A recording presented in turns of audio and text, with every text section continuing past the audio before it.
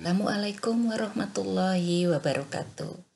Anak-anak, hari ini kalian berjumpa lagi dengan Bu Dwi dalam mata pelajaran Ilmu Pengetahuan Sosial, tema 3, subtema 1. Pembahasan kali ini tentang interaksi sosial dan interaksi lingkungan alam, ya. Nah, untuk lebih jelasnya, kita simak bersama-sama ya. Manusia merupakan makhluk sosial yang dalam hidupnya selalu membutuhkan interaksi dengan manusia lain atau dengan lingkungan alamnya. Ya, apa itu makhluk sosial? Makhluk sosial adalah makhluk yang dalam hidupnya tidak bisa sendiri, selalu membutuhkan orang lain dan lingkungan alam. Ya, nah secara garis besar interaksi manusia ini kita bagi menjadi dua. Yang pertama ada interaksi sosial dan yang kedua ada interaksi dengan lingkungan alam. Sekarang kita bahas dulu interaksi sosial. Nah, interaksi sosial adalah hubungan timbal balik yang menyangkut hubungan individu dengan individu, individu dengan kelompok, ataupun kelompok dengan kelompok. Sementara interaksi lingkungan alam merupakan interaksi manusia dengan lingkungan alam yang terbentuk secara alamiah, seperti sungai, gunung, dan rawa. Nah, sekarang kita akan membahas apa saja syarat-syarat terjadinya interaksi sosial. Ya, syarat terjadi interaksi sosial itu ada dua. Yang pertama ada kontak sosial. Kontak sosial ini juga ada dua, bisa secara langsung dan kontak sosial secara tidak langsung. Secara langsung contohnya melalui tegur sapa atau melalui senyuman, ya itu adalah kontak sosial secara langsung. Sementara kontak sosial secara tidak langsung adalah kontak sosial yang tidak bertatap muka ya. Contohnya melalui SMS, melalui WhatsApp atau melalui Facebook ya. Nah, sekarang yang kedua itu ada komunikasi. Nah, komunikasi ini ada dua macam. Ada komunikasi secara verbal, artinya apa? Artinya komunikasi secara lisan. Ya, itu verbal.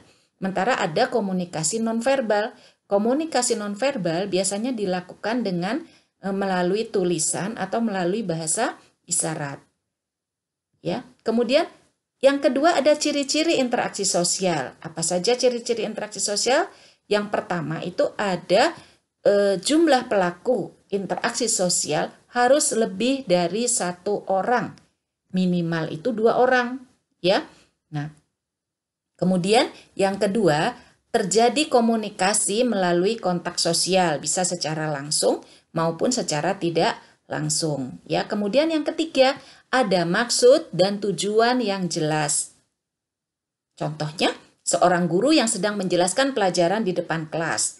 Maksudnya apa? Maksudnya menyampaikan ilmu yang dia punya ya, sementara tujuannya agar murid-muridnya memahami apa yang guru sampaikan. Ya, kemudian yang keempat, dilaksanakan melalui pola sistem sosial tertentu.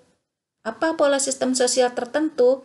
Di sini misalnya, pola sistem di lingkungan keluarga itu akan berbeda dengan pola sistem di lingkungan sekolah ataupun di lingkungan masyarakat. Ya. Nah, contoh di lingkungan keluarga misalnya komunikasi antara atau interaksi sosial antara ayah, ibu, dan anak. Sementara di sekolah interaksi antara guru dengan muridnya, atau guru dengan guru, guru dengan kepala sekolah, dan sebagainya. Sementara untuk di lingkungan masyarakat, bisa saja interaksi antara kita ya sebagai anggota masyarakat dengan tetangga di sebelah rumah atau di depan rumah. Ya. Nah, sekarang bentuk-bentuk interaksi sosial. Apa saja bentuk-bentuk interaksi sosial? Ada 3 bentuk interaksi sosial. Yang pertama adalah bentuk interaksi sosial antara individu dengan individu. Contohnya 2 orang ya yang saling bertegur sapa. Kemudian ada lagi contoh lain, dokter yang sedang memeriksa pasiennya atau seorang ibu yang sedang menyuapi anaknya dengan tangannya. Nah, itu merupakan contoh bentuk interaksi sosial antara individu dengan individu. Yang kedua adalah bentuk interaksi sosial antara individu dengan kelompok. Nah, bentuk individu sosial interaksi sosial antara individu dengan kelompok bisa dicontohkan sebagai seorang guru yang sedang menjelaskan pelajaran di depan kelas, di mana guru merupakan individu, sedangkan murid-murid yang sedang memperhatikan pelajaran itu merupakan kelompok, ya. Ada lagi pembina upacara yang sedang menyampaikan amanat upacara, di mana pembina upacara sebagai individu dan peserta upacara sebagai kelompok. Ya. Sekarang yang nomor 3 adalah bentuk interaksi sosial antara kelompok dengan kelompok. Di sini Ibu contohkan ada 2 tim sepak bola yang sedang bertanding. Atau pada saat pertunjukan tari saman di depan umum, di mana kelompok penari saman merupakan kelompok penari, sementara penonton merupakan kelompok yang lainnya, yaitu kelompok penonton. Sudah paham ya apa yang Ibu jelaskan? Insya Allah ya. Ya, sekarang setelah interaksi sosial, kita akan membahas tentang interaksi dengan lingkungan alam. Di depan tadi sudah dijelaskan bahwa interaksi lingkungan alam merupakan interaksi manusia dengan lingkungan alam yang terjadi secara alamiah.